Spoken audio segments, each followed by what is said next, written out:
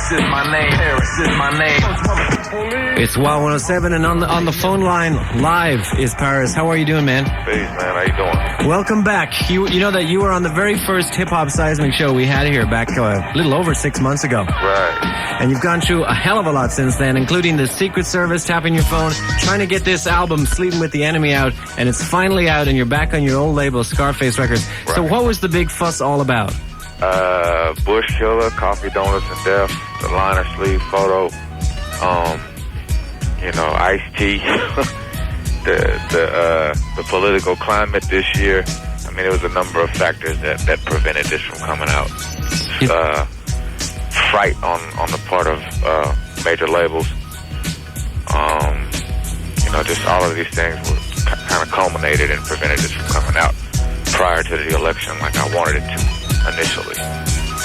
So who was it got word of it first? Was it the people like True Warner Brothers who distribute Tommy Boy, your label? Right. Well, Coffee, Donuts, and Death came out on a Seminar compilation. Right. And then there was a press leak that the liner sleeve photo got out shortly thereafter.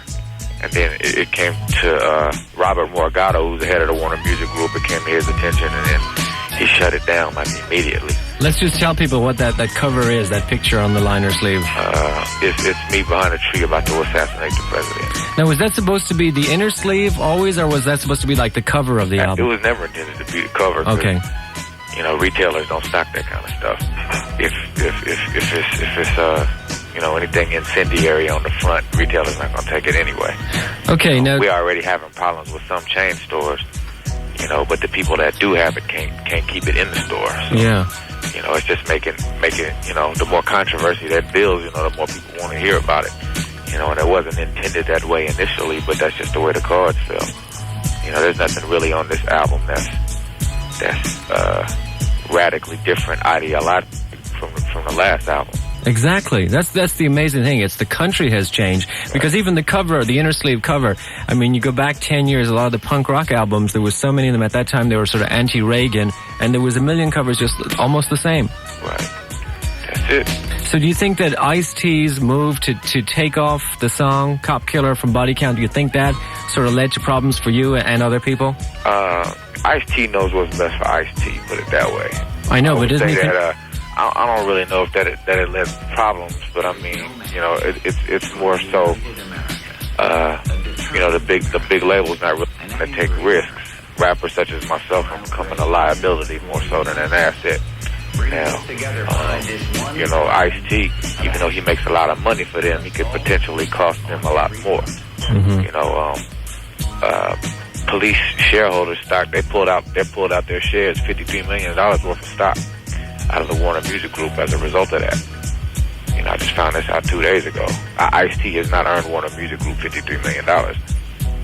So, I mean, you can do the math. It's not worth it. So the bottom line, as usual, is the almighty dollar. Yeah. It's also interesting, too, I don't know if you've been following that group, Focus on the Family. They've also been putting a lot of pressure on Warner Brothers and all their affiliates, Time Warner, companies. I mean, just basically the religious right and police groups. Those are the two right now. The 700 Club and that whole camp. Right. Those are the kind of people that want to use their own moral judgments to force people to do whatever they want them to do.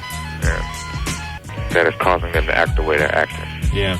Now, your album, it's doing strong on the independent, your label, Scarface Records, and then we've got Ice Cube, #1 slot on the charts, and he's also on the independent Priority Records. Do you think that independent record labels are the future of free speech? I think independent record labels always have been. I mean, can't nobody tell me what to do simply because I own the label. You know what I'm saying? Yeah. And it's like I don't have any major backing behind me, so I don't have to answer to anybody else. I think that, as long as you remain in a position where somebody can tell you what you can or cannot do, you're always in jeopardy of them exercising, that power over you. And hip-hop started on indies and it's going to end up on indies. That's how I look at it. As far as going out on the road doing a tour, you probably have some tours planned, right? I got some things in the works, but we got a lot that we got to work out before we do that. Because you know the publicity. I mean, you've already been getting a lot of publicity, and it's only going to get stronger. And when you go to certain towns and, you know, other parts of the country, I'd imagine, just like with Ice-T, when they said, don't do Cop Killer, they'll probably say to you, don't do the whole album, right? Well, I mean, I think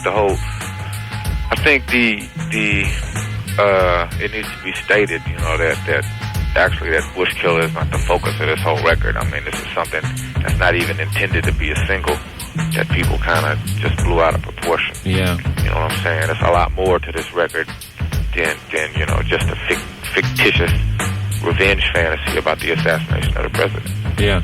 Well, you've been busy doing a lot of things. I caught that on CNN, the Sonia Live yesterday morning, and it was nice the way they had you and also Bushwick Bill hooked up by satellite. And also, is it Graham Armstrong? Is that his name?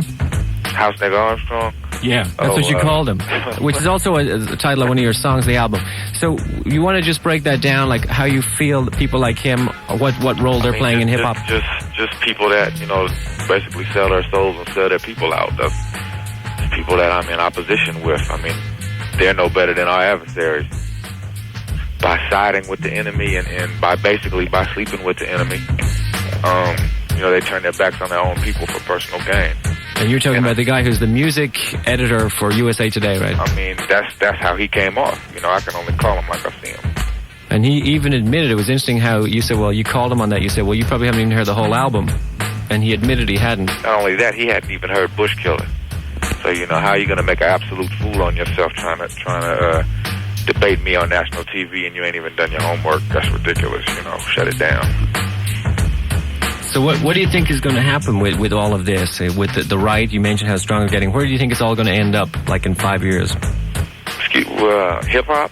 Yeah. Back where it started. I mean, you're going to have the generic pop-type stuff on the major labels. That's going to always do marginally well. And then you're going to have, you know, the underground surviving in the underground. That's how I see it happening. Because, you know, people, what good is major label backing if the major label doesn't back you? I mean, you know, all the money in the world doesn't mean anything if you don't have their support. Yeah.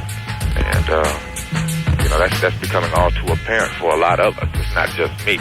You know, it's Cool G Rap, it's Intelligent Hoodlum, it's Almighty RSO, it's Live Squad to a great extent.